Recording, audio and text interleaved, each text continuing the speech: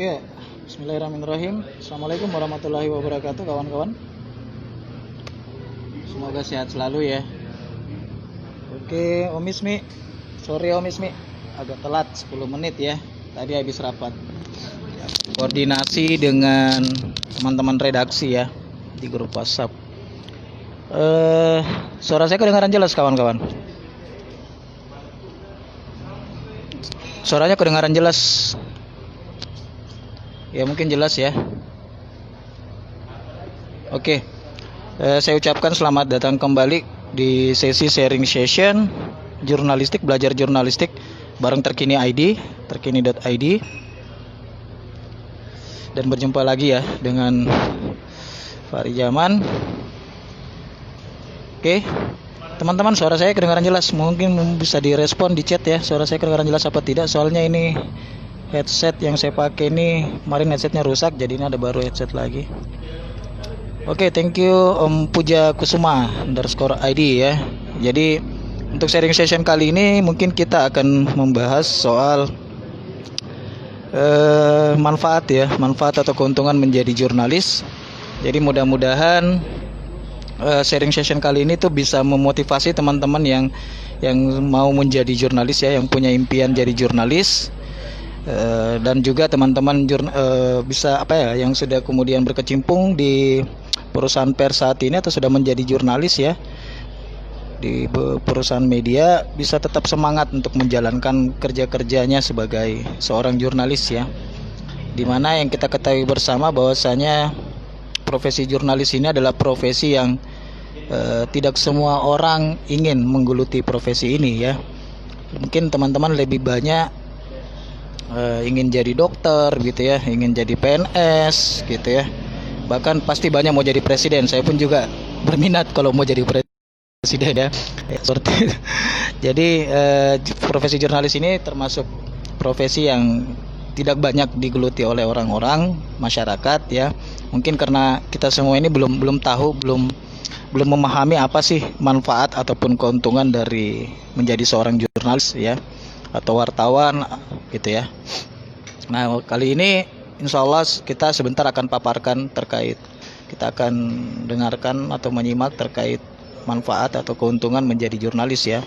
Nah, kalau teman-teman searching di Google, sebenarnya ada di Google keuntungan menjadi jurnalis ya. Cuman yang saya survei kemarin ternyata banyakkan artikel terkait hal itu hanya sedikit ya, hanya sekitar 5 sampai kemudian 7-8 gitu ya yang dipaparkan terkait manfaat menjadi jurnalis oleh beberapa artikel yang telah berdasarkan hasil survei saya ya, hasil riset saya di Google. Nah, ternyata padahal sebenarnya banyak sekali manfaat menjadi jurnalis gitu.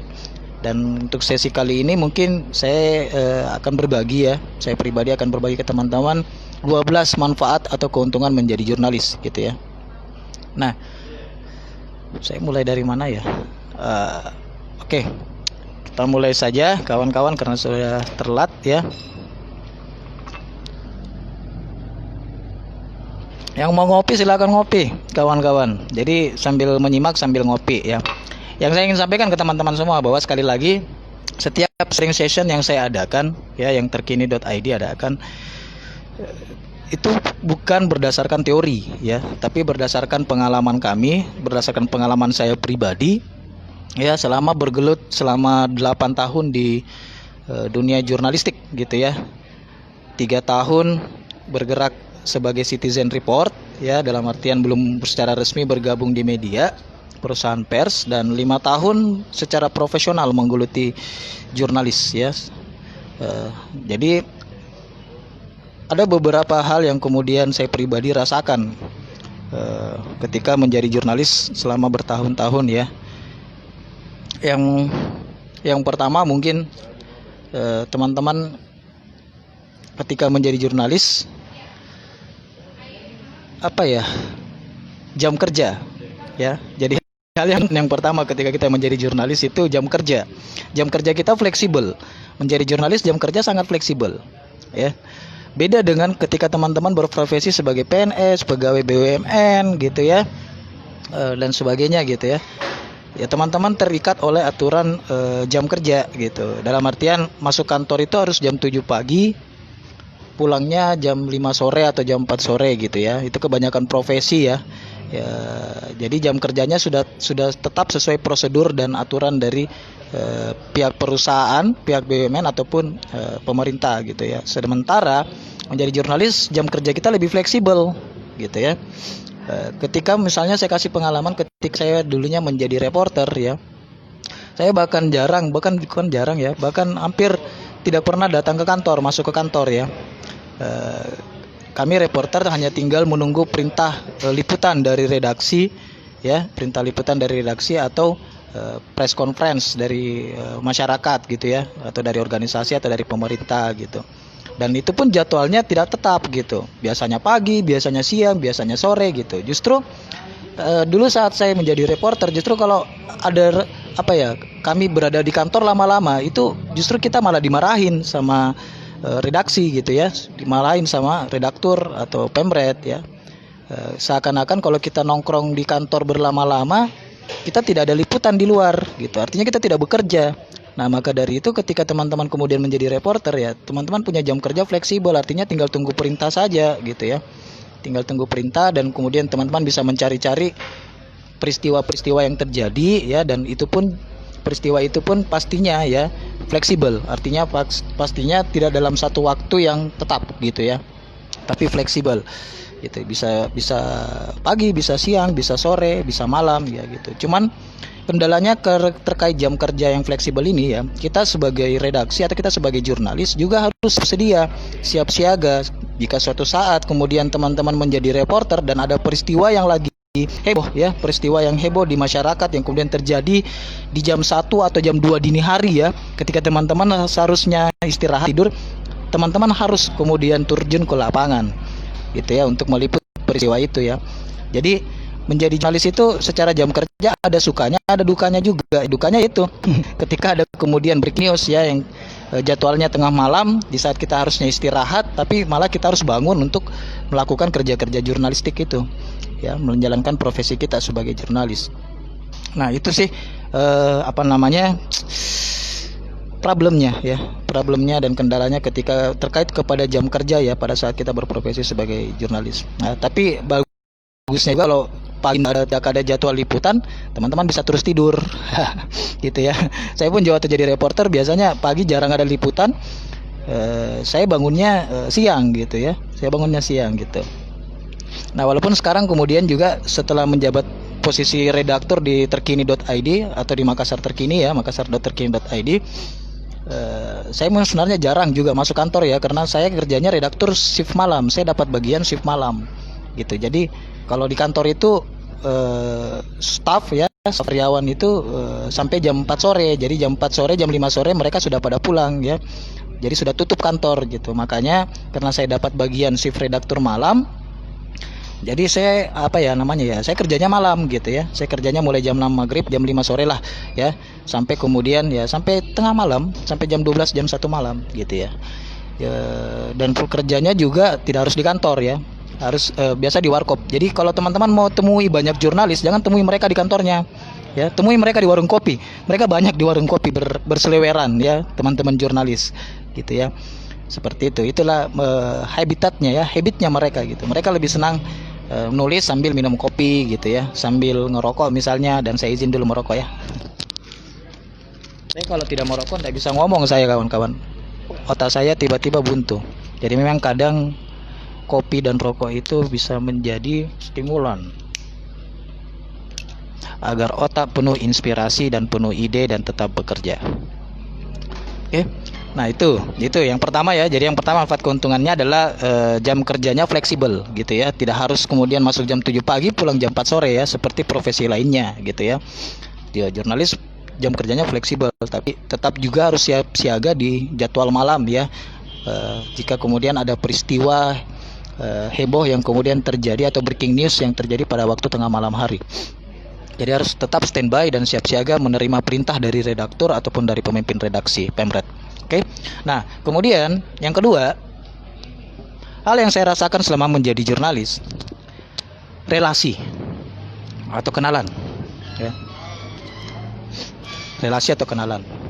Dan bagi jurnalis ya, ketika kemudian terkawal relasi, mereka mendapat relasi itu tidak hanya sekedar dari kalangan masyarakat tertentu ya. Seperti kita ketahui bersama bahwasanya ada golongan-golongan masyarakat ya. Ada yang namanya masyarakat menengah ke bawah, ada yang namanya masyarakat menengah, ada yang namanya masyarakat menengah ke atas gitu ya. Berdasarkan status kedudukan dan juga tingkat kesejahteraan ekonominya gitu ya. Nah, bagi jurnalis ya, ketiga golongan ini bisa mereka dapatkan gitu ya. Artinya ketiga golongan ini secara relasi bisa mereka peroleh bagi jurnalis. Kenapa? Ya karena setiap peristiwa yang kemudian diliput, jurnalis tidak membatasi, tidak ada batasan bagi jurnalis untuk membuat berita terkait peristiwa dari segala kalangan masyarakat ya, mau itu kemudian berita peristiwanya pemerintah, mau berita peristiwa politik, berita peristiwa ekonomi, kriminal dan sebagainya gitu ya.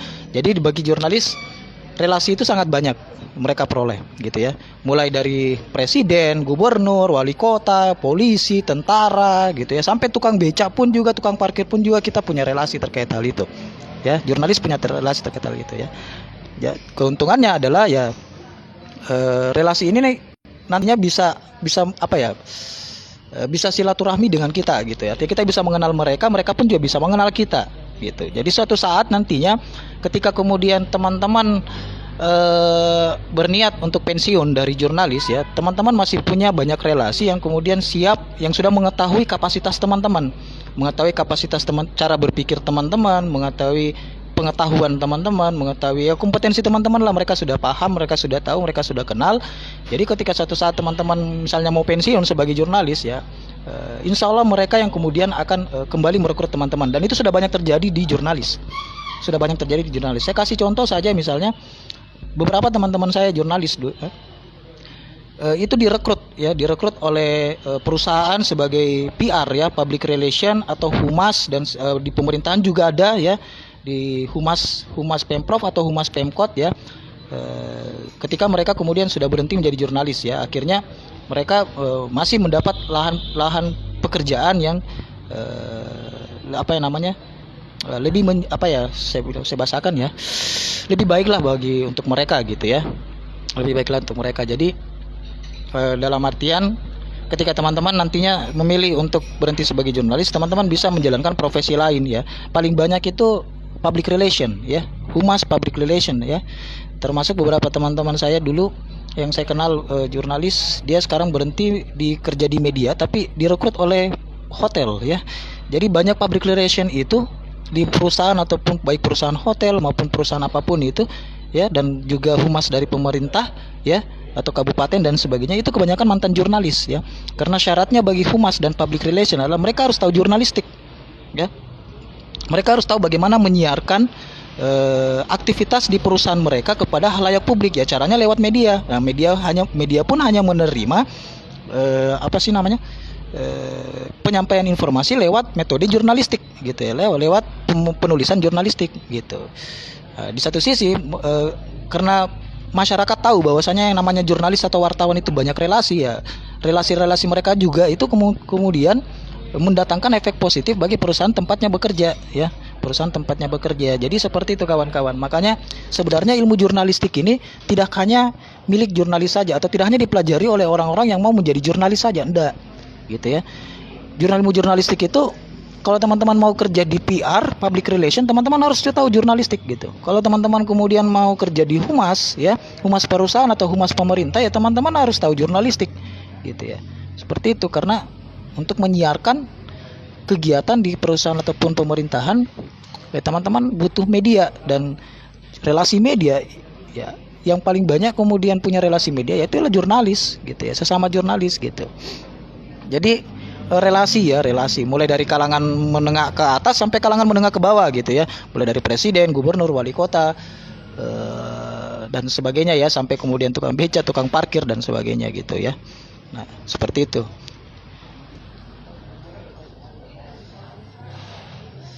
Ya, kenapa mereka bisa punya banyak relasi? Karena pada saat ada peristiwa yang menyangkut, misalnya peristiwa yang menyangkut tentang presiden, ya jurnalis itu kan harus mengkonfirmasi langsung ke pihaknya gitu, ke presiden. Nah, caranya ya dengan berkomunikasi dengan pihak istana negara gitu ya, entah itu dari lewat ajudan presiden atau lewat sekretariat sekretariat presiden gitu ya. atau lewat jubir presiden gitu. Jadi seperti itu. Jadi kalau mau ngecek relasi apa ya, kalau teman-teman punya jurnalis, coba cek di nomor HP-nya itu ada semua, ada nomor-nomor pejabat. Saya yakin pasti ada, gitu ya. Itu kalau jurnalis yang rajin ya, yang rajin meliput. Tapi kalau jurnalis yang malas ngeliput, ya mungkin tidak akan ada gitu, ya. Seperti itu. Jadi teman-teman, itu manfaat kedua dari menjadi jurnalis ya. Nah sekarang terkait manfaat ketiga. Ya setelah teman-teman kemudian kenal ya, kenal dengan apa namanya, mendapat relasi dari jurnalis, kemudian kenal dengan relasi teman-teman, teman-teman bisa bertemu langsung dengan mereka, gitu ya. Teman-teman bisa bertemu langsung dengan mereka. Sama dengan pengalaman saya dulunya pada saat kemudian masih gubernur, masih siapa ya pada saat itu. Ya sama dengan kemudian saya pada saat sebelum jadi jurnalis ya, saya pernah punya mimpi, punya impian bahwasanya saya bisa bertemu dengan apa namanya, gubernur gitu ya. Saya bisa bertemu dengan gubernur ya, saya bisa kemudian berkomunikasi dengan gubernur secara langsung ya. Dulu saya punya sebelum jadi jurnalis punya keinginan seperti itu ya. Nah akhirnya itu terwujud setelah saya menjadi jurnalis gitu ya. Saya ingin bertemu artis ya, minimal artis ibu kota. Kemudian saya ingin mewawancarai artis dulu gitu ya, berkomunikasi langsung dengan artis. Dan setelah jadi jurnalis baru kemudian impian itu terwujud, keinginan itu terwujud gitu. Jadi betul-betul apa sih namanya, kita bisa bertemu siapapun ketika menjadi jurnalis. Kenapa seperti itu ya? Karena dalam kode etik Undang-Undang Pers nomor 40 sendiri ya tahun 99 termaktub di pasal ada salah satu pasal ya, kalau tidak salah pasal 2 atau pasal 5 ya. Ya termaktub bahwasanya semua warga negara Indonesia itu tidak boleh menghambat kerja-kerja jurnalis ya. Artinya ketika kemudian jurnalis menjalankan kerja-kerja jurnalistiknya dan dia ingin bertemu narasumber untuk mewawancara secara langsung, entah itu narasumbernya artis kah, entah itu dia pejabat kah ya, yang bersangkutan ini harus harus bisa meladeni gitu, kerja membantulah, harus bisa membantu kerja-kerja jurnalis ya dalam hal wawancara. Jadi dalam artian mereka harus menerima diwawancarai, entah itu kemudian pada saat bertemu, kemudian pada si wawancara yang narasumbernya mengatakan tidak mau berkomentar gitu ya, enggan berkomentar, ataupun kemudian tidak mau berbicara, bersuara, ya itu hak privasi dari narasumber. Dan dalam kode etik pers hal itu sudah diatur gitu ya. Jadi jurnalis harus mengerti dengan itu, harus maklum dengan itu gitu ya. Kalau memang narasumbernya setelah kita temui dan kemudian narasumbernya enggan untuk berkomentar ya, kita harus menghargai narasumber gitu ya. Itu namanya hak privasi dari narasumber. Oke? Nah itu. Jadi yang kedua tadi, kita bisa mendapat banyak relasi ya, kenalan, nomor kontak pejabat-pejabat, polisi, tentara dan sebagainya, banyak lah gitu ya. Kemudian yang ketiga adalah kita bisa bertemu langsung dengan mereka ya, ketika kemudian kita menjalankan kerja-kerja jurnalistik. Dalam hari ini reportase ya, pada saat kita ingin mereportase atau mewawancarai mereka terkait dengan pemberitaan yang menyangkut kepada mereka gitu ya. Nah itu yang ketiga ya. Kemudian yang keempat, hal yang bisa dirasakan oleh jurnalis, wawasan gitu ya. Jadi kalau Anda mau tanya siapa yang paling banyak wawasannya, jawabannya adalah jurnalis. Ya. Kenapa? Karena jurnalis itu dia wajib secara tuntutan kerjanya, dia wajib mengetahui segala hal, segala bidang dalam kehidupan masyarakat. Ya. Baik ekonomi, politik, kasus kriminal, teknologi dan sebagainya, mereka lebih tahu. Mereka tahu gitu, jurnalis tahu. Ya. Kenapa? Karena ketika kemudian pada saat mereka bekerja sebagai jurnalis ya, mereka diperintah oleh redakturnya untuk kemudian meliput berita peristiwa ekonomi gitu ya. Otomatis mereka harus mengupdate wawasan mereka tentang ekonomi gitu.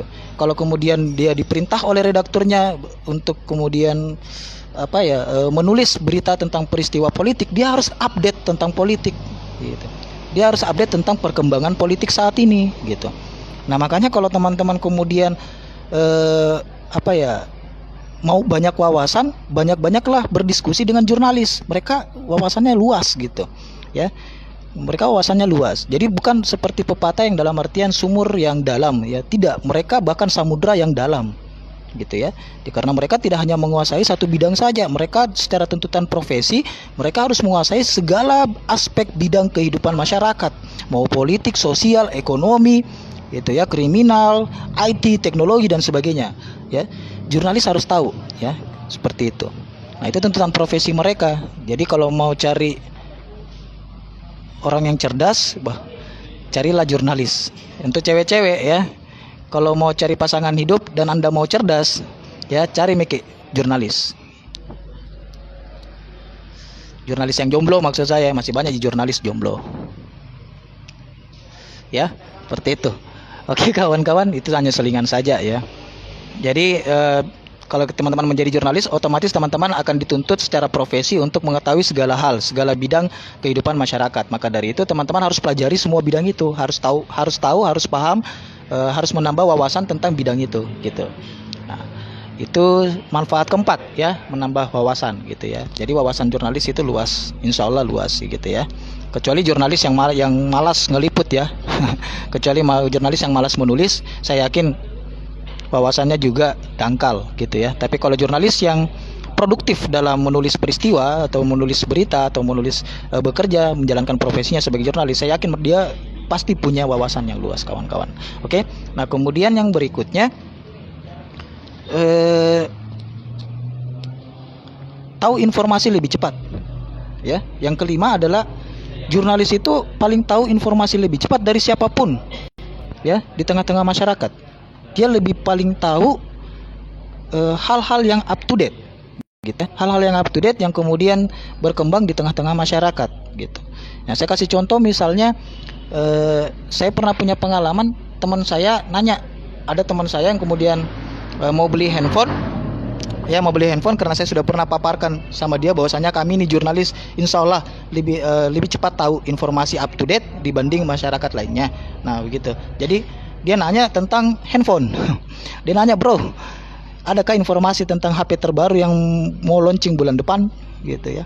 Nah, kebetulan pada saat itu, ya, beberapa minggu sebelumnya saya baru membuat artikel tentang HP terbaru yang mau keluar, ya. Saya membuat artikel tentang 5 handphone yang akan keluar di bulan depannya, gitu ya, yang akan launching, gitu. Dan akhirnya saya tinggal ngirimkan saja link artikel saya itu yang sudah terbit di Terkini ID kepada dia, gitu. Jadi itu hanya satu kasus ya, di mana betul-betul kita ini jurnalis sangat membantu orang-orang, ya, sangat membantu orang-orang yang kemudian ingin lebih tahu informasi aktual atau informasi perkembangan update tentang segala hal, gitu ya. Nah, informasi itu lebih cepat, jurnalis itu lebih cepat dapat informasinya itu, gitu ya, seperti itu. Jadi itu salah satu keuntungan juga ketika teman-teman menjadi jurnalis, ya. Keuntungan yang kelima adalah teman-teman bisa mengetahui informasi lebih cepat dibanding siapapun, ya. Teman-teman bisa tahu informasi lebih cepat dibanding siapapun. Itu keuntungannya menjadi jurnalis, ya. Info up to date tentang apapun juga, gitu ya. Tentang apapun itu. Nah, kemudian yang keenam, ya, kita sudah masuk yang keenam, ya. Yang keenam ini yang pernah saya rasakan, traveling gratis, kawan-kawan. Jadi ketika kita menjadi jurnalis, apalagi kalau teman-teman kemudian menjadi jurnalis travel, ya, menjadi jurnalis traveling, gitu ya, untuk desk pariwisata dan sebagainya, ya, teman-teman bisa kemudian jalan-jalan di tempat wisata secara gratis, ya. Bahkan teman-teman kemudian bisa diundang oleh pihak pengelola lokasi wisata itu ke tempatnya, gitu ya, untuk mereview seperti apa kemudian tempat lokasi wisata tersebut, dan untuk disiarkan kepada masyarakat, ya, untuk dipromosikan lah, istilah bahasanya, untuk dipromosikan kepada masyarakat, gitu. Ya, gitu. Jadi teman-teman bisa traveling gratis, ya, di mana biayanya itu semua ditanggung oleh pihak yang mensponsori teman-teman itu, ya. Tapi dengan catatan, ya, teman-teman harus nulis tentang lokasi wisata mereka, gitu ya. Teman-teman harus mengangkat lokasi wisata mereka kepada halayak publik, ya, seperti itu. Nah, dan itu juga sudah pernah saya rasakan, ya, ketika masih menjadi reporter dulu, ya, diundang oleh salah satu pengelola lokasi wisata di luar Makassar, ya, di Sulawesi Selatan. Dan kemudian kita diajak jalan-jalan ke lokasi wisata itu. penginapan ditanggung, akomodasi ditanggung, bahkan pada saat kita pulang kita dikasih uang saku gitu ya. Kita dikasih uang saku. Jadi hal itu sudah pernah juga dirasakan ya, khususnya bagi jurnalis yang kemudian mengambil spesialisasi jurnalis travel ya, atau jurnalistik jurnalis traveling ya. Dan kalau untuk tulisan-tulisan traveling sendiri itu bisa dikemas dalam bentuk feature news ya, dalam bentuk feature news. Jarang sih ada yang menggunakan teknik strike news, tapi banyak jurnalis yang menggunakan teknik feature news ya, kayak blogger lah gitu ya, kayak blogger lah. Nah, blogger ini paling banyak rasakan ini traveling gratis ini, teman-teman blogger gitu ya. Nah, seperti itu kawan-kawan. Jadi itu tadi yang keenam, kita bisa traveling gratis ya dengan menjadi jurnalis. Kemudian yang berikutnya, nah makan gratis juga. Ini manfaat yang paling saya suka kalau pada saat kemudian saya masih terjun sebagai reporter dan meliput peristiwa di masyarakat ya. Nah, yang biasanya biasanya paling merasakan manfaat makan gratis ini biasanya teman-teman yang jurnalis yang bekerja yang mengambil deks ekobis ya, ekonomi bisnis ya. Ya, di mana teman-teman yang kemudian banyak meliput berita-berita tentang hotel gitu ya. Nah, itu pastinya banyak mendapat fasilitas dari pihak hotel itu ketika mereka kemudian datang untuk meliput kegiatannya mereka gitu ya. Nah, sama seperti dulu saya pada saat kemudian masih memegang reporter ekobis ya. Kadang kalau ada launching produk baru hotel di Makassar ya, kami kan jurnalis diundang gitu ya. Pada saat kami datang ya, kita menyimak konferensi pers mereka terkait produk yang mereka luncurkan gitu ya. Dan setelah itu ya kita makan bareng gitu, dan makan gratis lagi ya. Jadi kalau mau diperkirakan, saya biasa tanya itu, perkirakan berapaan sih ini kira-kira makanan di hotel ini ya, kalau tidak gratis gitu berapaan ya. Oh, ternyata jumlahnya cukup mahal gitu ya kalau untuk makanan sekelas hotel ya, apalagi sekelas hotel bintang 5 gitu ya. Bisa ratusan ribu lah gitu ya. Dan ternyata kami jurnalis bersyukur karena kami bisa makan gratis tanpa mengeluarkan biaya apapun, dan kita bisa makan sepuasnya, bahkan lagi minum kopi sepuasnya, bahkan makan sepuasnya di hotel itu ya, pada saat kemudian kita meliput kegiatan hotel itu. Tapi itulah timbal balik dari bukan timbal balik tapi simbiosis mutualisme ya, atau kerjasama antara pihak hotel dengan jurnalis ya, dimana dalam hal ini pihak hotel itu kemudian memperlakukan jurnalis secara baik gitu ya. Dan kami pun juga jurnalis merasa appreciate ketika kemudian pihak hotel memperlakukan kami secara baik gitu ya, secara baik. Nah, itulah juga itu yang namanya dikatakan kerjasama antar media dengan pihak perusahaan gitu ya. Jadi sama-sama saling mengapresiat ya. Kalau kami jurnalis ya, cara mengapresiatnya kepada mereka ya, kita terbitkan tawa beritanya gitu ya. Kita terbitkan berita terkait mereka gitu. Nah, itu apresiatnya kita kepada perusahaan perhotelan misalnya ya, yang juga biasa mendukung jurnalis sendiri gitu ya. Nah, seperti itu kawan-kawan. Jadi itu yang ketujuh tadi ya, bisa makan gratis ya, bisa makan gratis di hotel ya. Bagi teman-teman yang suka makan dan tidak mau keluar duit, jadi jurnalis saja ya.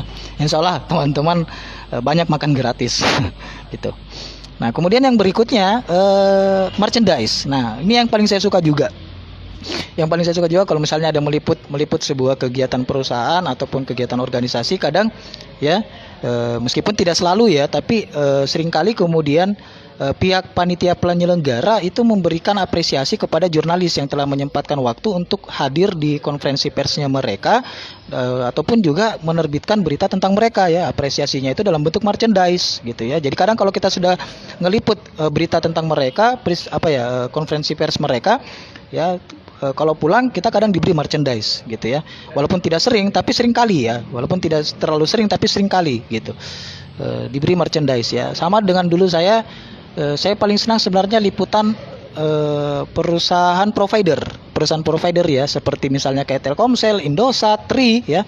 Saya paling senang meliput mereka. Kenapa? Karena pada saat kita kemudian ngeliput, misalnya mereka lagi meluncurkan produk terbaru ya, kuota paket internet atau paket data terbaru ya, inovasi terbaru ya. Kadang kalau kita kemudian sudah menulis berita tentang, atau kita sudah meliput acara launching mereka ya, kadang kalau pas kita pulang kita diberi merchandise yang merchandise-nya itu biasa berupa paket data gitu ya, kartu perdana gitu ya. Bahkan saya pernah dapat HP Ya, saya pernah dapat HP ya dari Smartfriend ya. Saya ucapkan terima kasih banyak Smartfriend ya. Saya pernah dapat HP dari teman-teman di Smartfriend ya. Tapi pada saat itu kemudian dalam bentuk apa namanya ya, pada saat itu menang lomba ya. Jadi kita sudah meliput kegiatan konferensi pers Smartfriend pada saat itu, teman-teman jurnalis sudah ngeliput. Kemudian siapa berita terbaik ya, 3 berita terbaik dari jurnalis yang hadir itu dapat HP ya. Alhamdulillah saya juara 1 ya, dan akhirnya dapat HP juga gitu ya dari Smartfriend gitu. Seperti itu kawan-kawan. Jadi merchandise itu juga menjadi salah satu keuntungan ketika Anda menjadi jurnalis ya. Dan merchandise ini bukan sogokan, bukan, tapi itu adalah apresiasi dari pihak panitia penyelenggara kepada jurnalis gitu ya, karena mereka telah menyempatkan waktu untuk hadir di kegiatan acaranya mereka dan juga memberitakan tentang mereka gitu ya. Itu tadi yang saya bilang sebelumnya, itu namanya bentuk kerjasama, saling kerjasama antara pihak perusahaan dengan pihak jurnalis gitu ya. Jadi seperti itu kawan-kawan. Oke. Nah, yang berikutnya ya money ya, money gitu ya, uang. Ya tidak jarang juga kemudian ya, ketika jurnalis kemudian meliput sebuah kegiatan, dia mendapat apresiasi ya. Kalau kemudian panitia penyelenggaranya tidak menyiapkan merchandise, itu biasanya panitia penyelenggara memberikan uang pengganti uang transport ya, pengganti uang transport gitu ya. Dan itu juga sering saya dapatkan ya pada saat kemudian masih menjadi reporter, masih aktif menjadi reporter ya, dimana memang sengaja pihak penyelenggara tidak menyiapkan merchandise, tapi mereka menyiapkan uang pengganti transport ya, supaya kedatangan jurnalis juga itu tidak mengeluarkan duit ke lokasi acaranya mereka gitu ya. Jadi panitia menyiapkan uang pengganti transport, atau misalnya kalau dia tidak menyiapkan konsumsi makan bagi jurnalis ya, dia menyiapkan uang makan gitu ya. Nah, kalau terkait money ini ya, saya ingin tekankan lagi kepada teman-teman semua bahwasanya ketika teman-teman menjadi jurnalis dan kemudian tolong jangan orientasi uang ya, tolong jangan money oriented. Artinya teman-teman kemudian pada saat datang ke kegiatannya orang, kemudian teman-teman tidak mendapat apapun dari pihak panitia penyelenggara, kemudian teman-teman ogah menerbitkan berita mereka padahal teman-teman sudah hadir di lokasi kegiatan mereka ya, dan teman-teman enggan untuk menerbitkan berita mereka karena teman-teman tidak mendapatkan merchandise ataupun uang ya, uang pengganti transport dari pihak penyelenggara. Tolong jangan lakukan itu ya, itu salah kawan-kawan ya. Dalam artian teman-teman ini sudah melanggar kode etik pers ya, yang teman-teman harus patuhi sebagai jurnalis ya gitu. Apalagi saya masih sering temukan juga pada saat kemudian saya meliput kegiatan di lokasi kegiatan, ada beberapa jurnalis yang kemudian bertanya ke panitianya, ada amplopnya. Saya bilang ini jurnalis abal-abal ini ya. Saya kemudian terus terang agak kecewa ketika ada jurnalis seperti itu ya.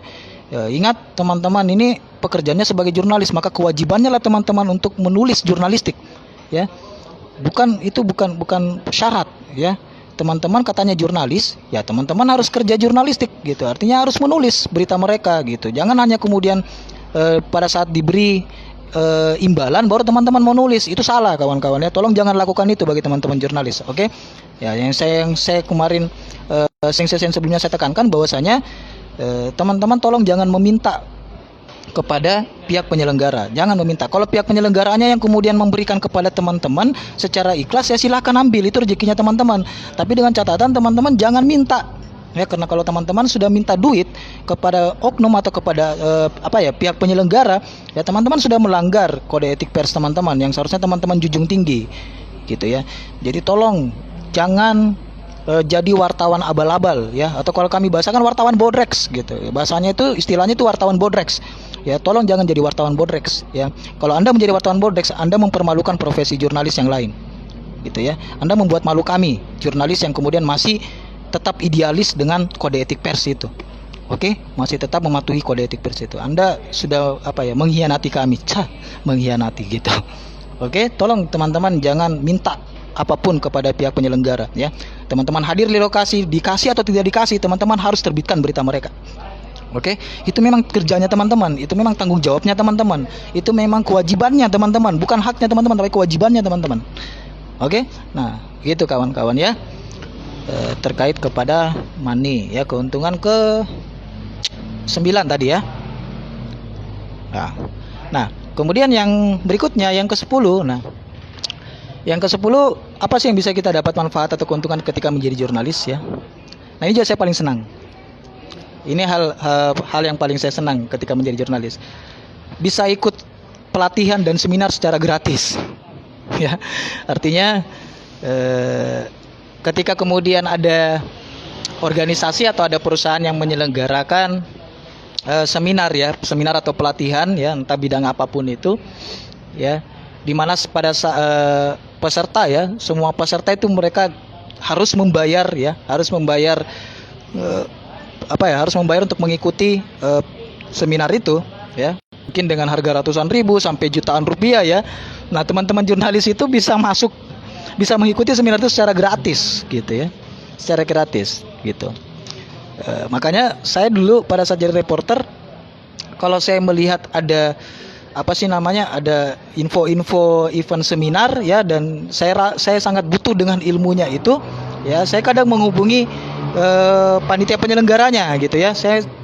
Panitia penyelenggara saya hubungi, kemudian saya perkenalkan diri dari media gitu ya, dari pers. Kemudian saya tanya ke mereka apakah mereka butuh pemberitaan terkait seminarnya atau tidak. Nah, kalau kemudian mereka bilang butuh, ya mereka akan mengundang teman-teman jurnalis. Gitu. Dan teman-teman jurnalis bisa mengikuti seminar mereka secara free, gratis, di saat peserta lainnya ya itu harus membayar ratusan ribu sampai jutaan rupiah gitu. Saya bahkan pernah mengikuti seminar tentang media sosial yang saya harus membayar itu peserta membayar itu 3.500.000 ya, tiap peserta harus membayar 3.500.000, dan saya kemudian diundang oleh pihak panitia untuk meliput kegiatan mereka itu, dan akhirnya saya bisa mempelajari isi dari seminar itu. Saya bisa belajar di seminar itu dengan gratis gitu ya, karena diundang oleh pihak penyelenggara gitu, dari awal sampai selesai ya. Kemudian dengan catatan bahwasanya ketika teman-teman sudah mengikuti seminar itu, teman-teman jurnalis harus memberitakan kegiatan mereka gitu ya, karena mereka sudah memberikan ilmu secara free kepada teman-teman ya. Timbal baliknya adalah teman-teman harus mengangkat pemberitaan tentang mereka gitu ya, pemberitaan positif tentang mereka ya gitu ya, tentang kegiatan seminar itu. Jadi salah satu keuntungan yang ke-10 ya, teman-teman bisa ikuti seminar gratis ya, secara gratis ya, ketika teman-teman menjadi jurnalis ya, berprofesi sebagai jurnalis. Nah, itu yang berikutnya. Kemudian yang ke-11, nah ini juga saya paling suka ya, karena saya suka musik gitu ya. Saya suka musik. Kita jurnalis kadang diundang pada saat ada konser musik gitu ya. Pada saat kemudian band-band ibu kota atau artis-artis penyanyi ibu kota itu datang ke Makassar ya, pihak panitia biasanya menghubungi semua jurnalis yang ada di Makassar ya, yang kemudian menjadi relasi mereka, dan kita diminta untuk meliput. Jadi yang dimana kemudian harga tiket konsernya artis itu main ratusan ribu gitu ya. Kita pun juga kita sebagai jurnalis hanya bisa masuk ya, bisa menonton konser itu, bahkan ya bisa menonton konser itu secara free gitu ya. Bahkan kita bisa kemudian bertemu langsung dengan artisnya. Nah, ini saya paling suka itu. Kita bisa bertemu langsung dengan artisnya gitu ya. Kita bisa bertemu langsung, kita bisa mewawancarai dengan artisnya, kita langsung bisa bertatap muka dengan artisnya gitu ya, pada saat di belakang panggung ya, di belakang stage gitu. Jadi ini keuntungan yang paling saya senangi ketika kemudian menjadi jurnalis dan mendapat undangan liputan konser gitu ya, mendapat undangan liputan konser musik gitu ya, seperti itu. Yang paling berkesan pengalaman saya meliput konser musik itu konser dari orkestra di Hotel Maiko ya. Orkestra pada saat itu ada orkestra orkestra internasional yang kemudian konser di Ballroom Maiko ya, di mana peserta dalam konser itu harus membayar jutaan ya untuk bisa menikmati konser musik orkestra internasional itu. Dan kebetulan saya dihubungi oleh pihak Maiko untuk menghadiri untuk meliput konser tersebut ya. Saya bisa masuk secara free ya, bahkan saya bisa bertemu dengan pemain-pemain orkestranya gitu ya, mewawancarai mereka dan sebagainya gitu. Jadi itu yang paling berkesan sama saya ya, pada saat untuk terkait konser, pada saat meliput konsernya orkestra internasional itu ya. Dan kemudian konser Noah juga dan Gigi ya. Konser Noah dan Gigi, saya bahkan berada di belakang panggung pada saat mereka mereka lagi stage di panggung, saya berada di panggung sambil motret mereka gitu. Jadi konser Noah dan Gigi gitu.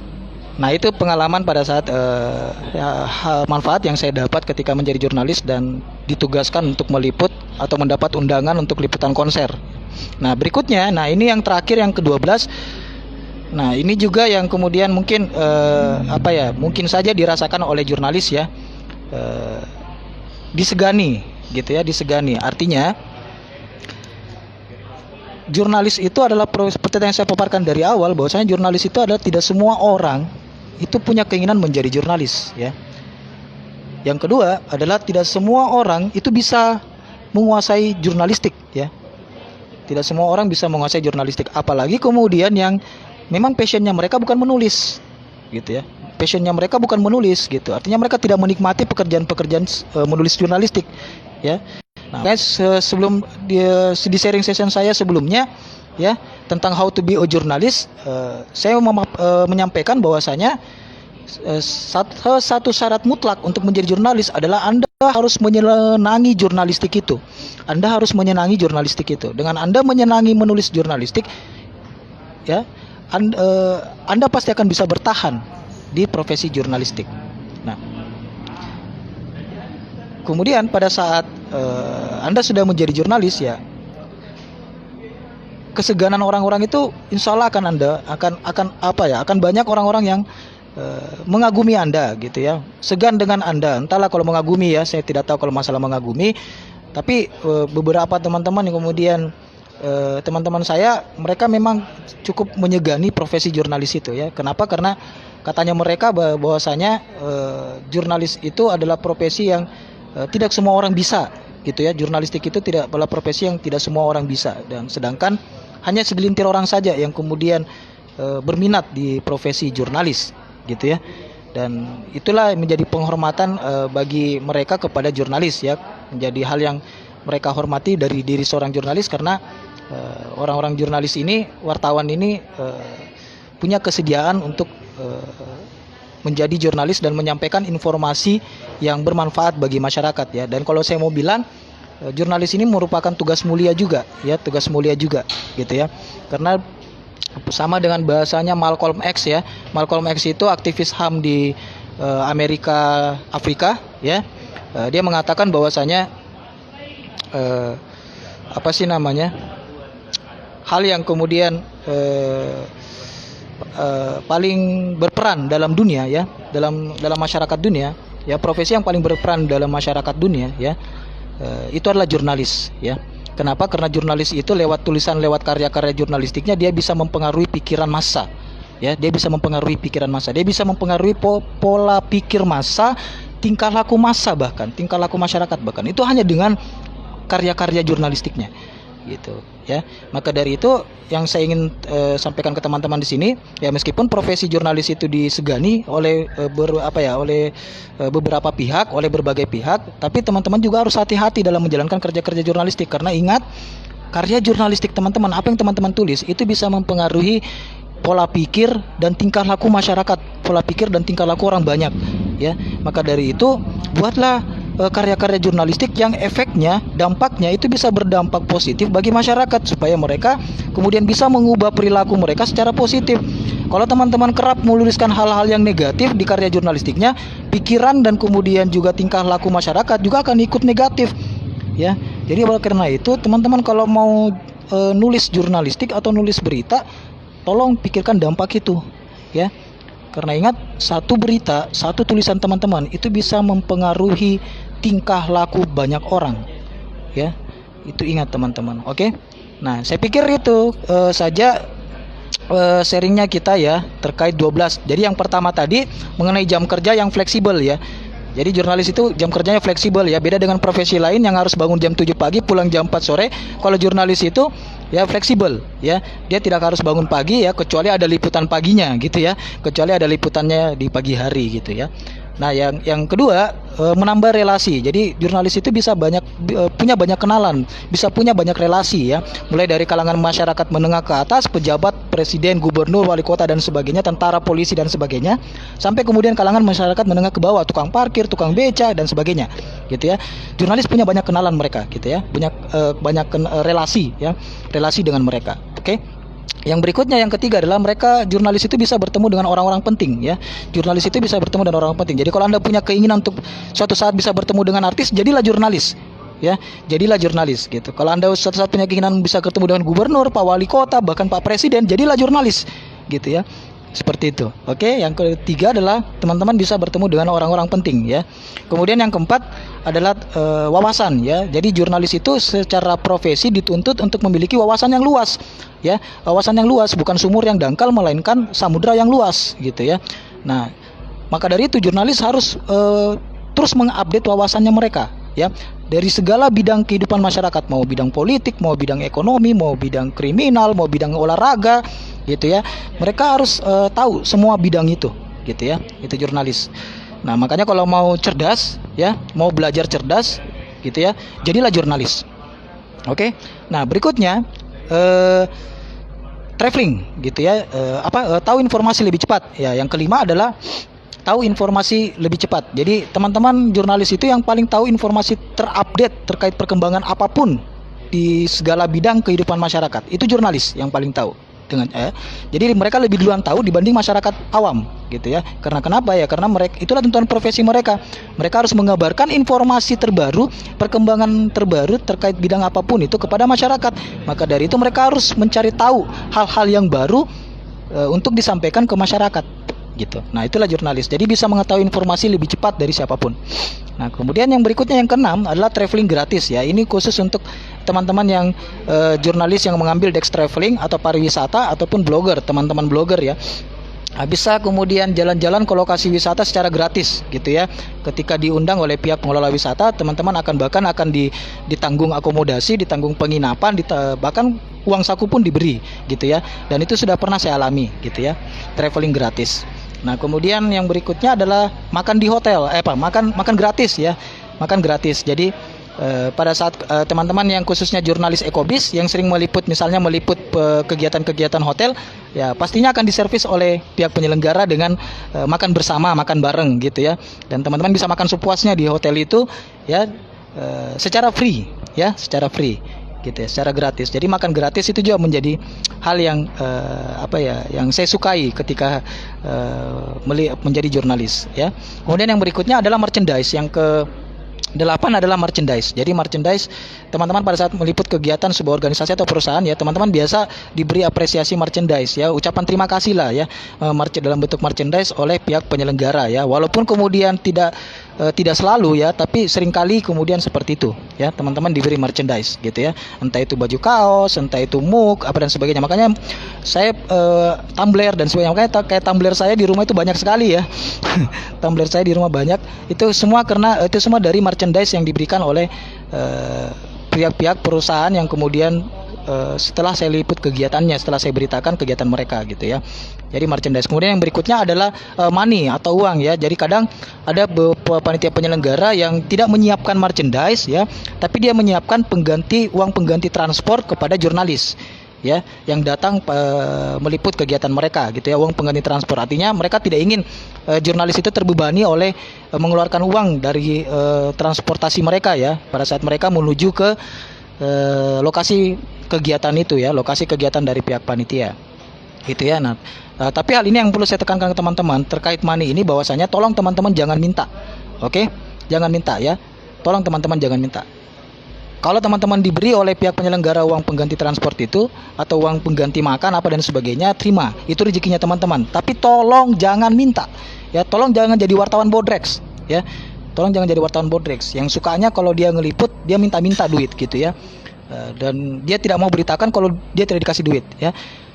Yang Anda perlu tahu, teman-teman jurnalis perlu tahu dan kemudian perlu pegang gitu ya, prinsip yang perlu pegang, bahwasanya jurnalistik itu memang adalah kerja-kerja teman-teman. Jadi menulis, teman-teman diberi atau tidak oleh apresiasi oleh pihak penyelenggara, teman-teman harus menulis jurnalistik terkait hal itu ya, karena jurnalistik itulah kerjanya teman-teman ya tanggung jawabnya teman-teman, kewajibannya teman-teman, ya kewajibannya teman-teman. Jadi teman-teman harus jalankan kewajibannya lah kalau memang betul-betul apa namanya ya, betul-betul jurnalis gitu ya. Kalau teman-teman tidak menjalankan kewajibannya, berarti teman-teman bukan jurnalis tapi jurnalis abal-abal, ngaku jurnalis gitu ya.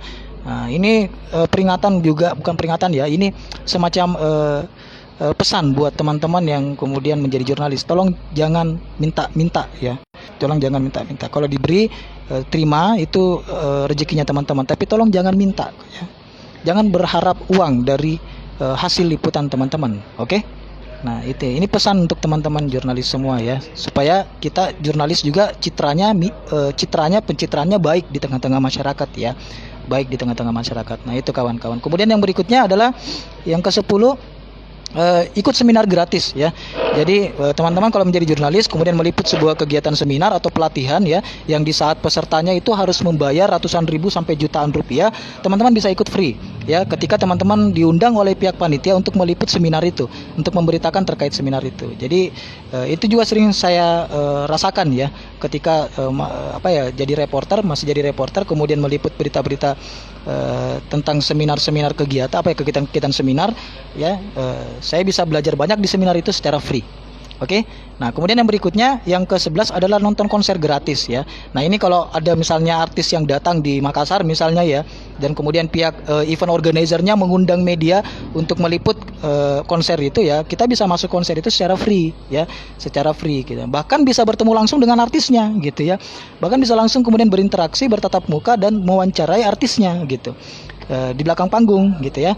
Nah, itu keuntungan juga menjadi jurnalis, dan itu hal yang paling saya sukai ya ketika kemudian karena saya suka musik, jadi ketika mendapat undangan liputan konser artis ya, saya senang untuk datang ya. Dengan senang hati saya akan datang.